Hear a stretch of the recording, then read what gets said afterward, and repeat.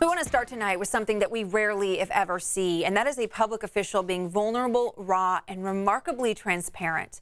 I have in my hand here a printout of the open letter that the Union City Police Chief, Darryl McAllister, wrote today in response to the news that his 18-year-old son, Tyrone, is one of the two young men accused of attacking and robbing the 71-year-old Sikh man in Manteca. Now, you may have seen this on your Facebook feed already, but for those who haven't, I just want to read parts of it to you right here. And I'm going to start in the middle where he talks about how he's been estranged from his son for some time. He says, "Words can barely describe how embarrassed, dejected, and hurt my wife, daughters, and I feel right now.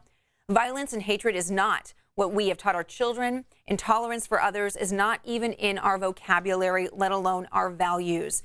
He says, "My stomach has been churning from the moment that I learned this news." He later goes on to say, "My son began to lose his way a couple years ago while he was a juvenile, running away and getting involved in a bad crowd. He pretty much divorced his friends and family, associating with people none of us knew. He got into trouble for some theft-related crimes and ended up spending several months in juvenile hall.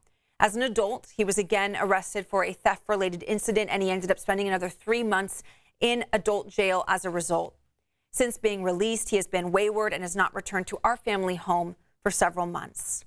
He continues a little longer, and then he says, "In the eyes of the public, no matter the irrelevance to the incident, the fact remains that the father of the perpetrator of this despicable crime is a police chief, period. One cannot expect the general public, our Sikh community in particular, to factor in any sentiment that would distinguish this from the integrity of my family name.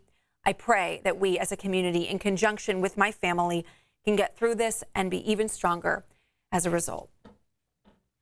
A powerful, complicated message, and I know that it's moved a lot of you as well. So many of you writing comments of support for him on Facebook, on my Facebook page. Tom Dove read in. Thank you for writing in. You said, "I cannot imagine the guilt or pain the chief and his family are feeling."